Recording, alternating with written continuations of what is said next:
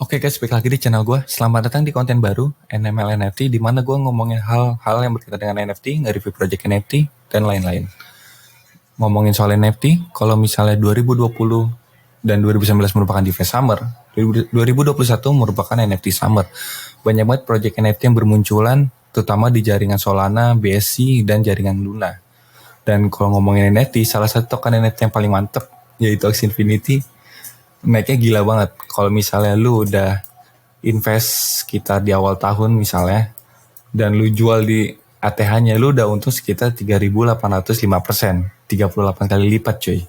Selain Axie Infinity, ada juga project NFT yang temanya profile picture, contohnya Bored Ape Yacht Club, project NFT blue chip di jaringan Ethereum, dan sekarang harganya 36,5 ETH, itu harga terbawahnya atau floor price. Banyak banget yang bilang NFT itu bubble. Banyak banget yang bilang NFT itu nggak guna. Tapi menurut gue NFT itu bakal stay dan bakal berkembang karena banyak banget use case yang belum dieksplor oleh NFT.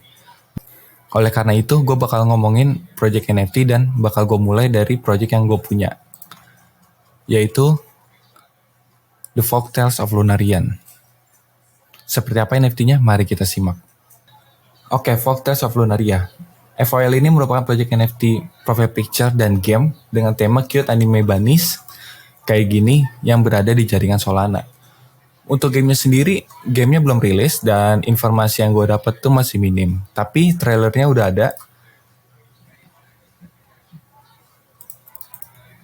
Nah kalau gue lihat di trailernya, teman-teman bisa nonton tersendiri, itu temanya bakal game kayak perang-perangan dan akan menciptakan sebuah batu. Jadi ada batu namanya Moonstone kayak gini nih, Moonstone gini yang bisa memberikan kekuatan kepada Lunaria atau karakter dari NFT ini. Supply dari NFT ini hanya sekitar 10.000 dan setiap Lunarian bersifat unik. Jadi Lunarian ini dan ini tuh berbeda. Dan setiap Lunarian memiliki trait yang berbeda. Contohnya dari hair, ada yang hairnya bunny, terus ada yang pakai topeng, terus ada juga dari matanya, ada yang pakai kayak Rinnegan merah gitu, ada yang merem, ada yang matanya 4 dan lain-lain. Minting dari NFT Project FOL sudah selesai pada tanggal 28 September kemarin, secara gratis, yes gratis, dan karena ini di jaringan Solana, jadi kita nggak kerasa bayar sama sekali gitu, karena fee-nya yang sangat murah.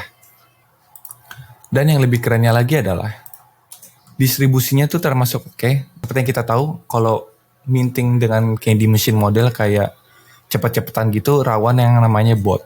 Dan yang minting berbayar aja kayak 1 sol itu udah banyak yang pakai bot. Dan biasanya itu banyak whales. Jadi ada satu wallet bisa punya 10 lebih, 20 lebih, 30 lebih dan ini. Dan hal tersebut secara kacamata komunitas nggak baik karena harganya itu bakal gampang didam oleh whale.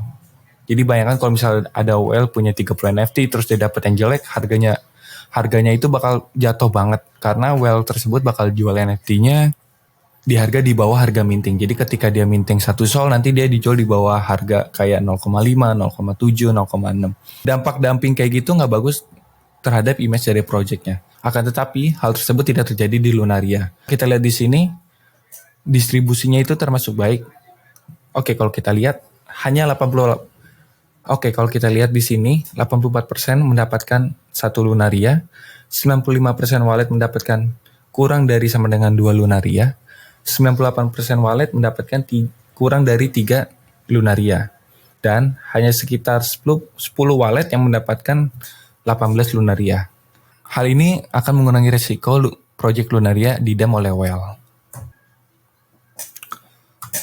Terus siapa sih founder atau tim di balik project Lunaria ini? Ada 3 tim utama, ada Lokodoko, ada Michael Yu, dan Zarin Harliti. Kalau dari Lokodoko sendiri, dia dulu merupakan head coach dari Solomid dan tim Liquid. 2 ini merupakan tim e-sport terbesar. Kalau dari Michael Yu sendiri, Doi sekarang lagi kerja di Facebook jadi software engineer. Sebelumnya juga pernah kerja di GoDaddy sebagai intern dan juga Facebook sebagai intern. Terakhir ada Zorin. Zorin merupakan marketing di Player2. Sebelumnya dia pernah kerja di GameSpot selama 4 tahun lebih dan di Yahoo sekitar 1 tahun. Kalau gue lihat sih dari timnya oke, tidak ada masalah. Sekarang gue mau ngasih tahu alasan gue bullish di Lunaria. Tapi sebelum gue lanjutin, ini disclaimer aja. Gue punya Lunaria dan gue tidak bermaksud untuk mempom-pom Lunaria. Jadi ini hanya sebagai informasi aja. Yang pertama adalah transparansi tim. Udah aturan wajib bagi sebuah project NFT harus transparan ke semua holdernya. Kita sebagai holder harus tahu projectnya mau dibawa kemana, next step dari projectnya apa, dan apakah ada airdrop atau enggak. Hal-hal kayak gini nggak wajib dibuat sebagai roadmap dalam arti yang panjang banget. Cukup poin-poinnya aja. Yang penting ada plan ke depannya biar kita tahu sebagai holder NFT ini. Ya, yang penting bagi kita adalah kita bakal tahu project ini akan stay dan terus jalan. Jadi nggak bakal didiemin aja dan developer atau timnya nggak bakal kabur. Kalau dalam kasus Lunaria, mereka sampai bikin YouTube membahas projectnya bagaimana, terus mereka membahas behind the scene dari Lunaria itu seperti apa.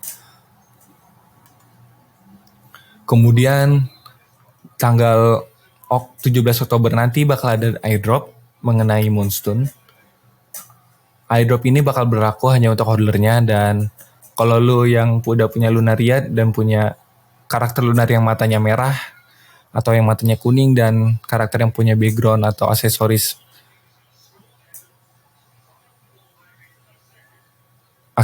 Moonstone yang warna ungu gini, lu bakal dapat yang otomatis yang warna merah. Sayang aja gue nggak punya, jadi gue kayaknya bakal gacha untuk dapetin yang warna merah. Selain itu, yang kedua adalah komunitasnya solid. Lunaria mempunyai follower Twitter 22.000 dan Discord member 42.000.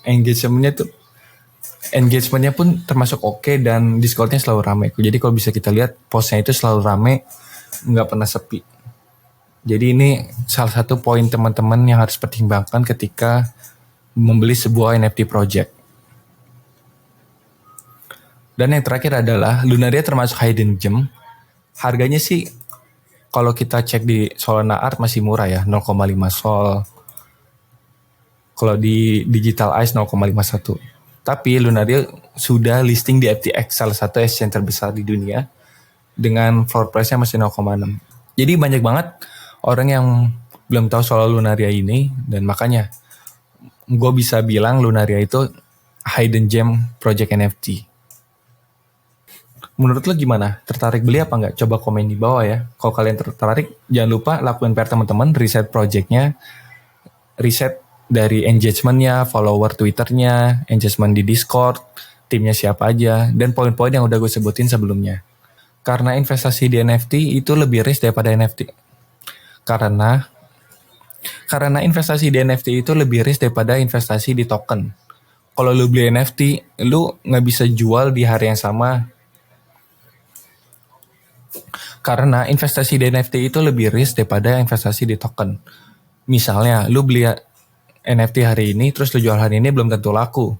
Jadi kurang liquid, tidak seperti token. Misalnya lu beli hari ini dan hari itu bisa lu jual juga.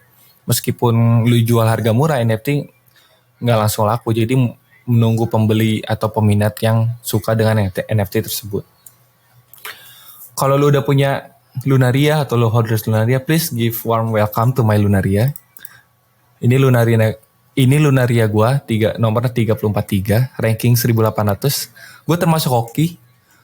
Salah satu yang bikin rankingnya gede ada di bajunya. Gue dapat uniform blue, top 0,91%. Top 0,91% atau legendary. Sisanya epic dan rare.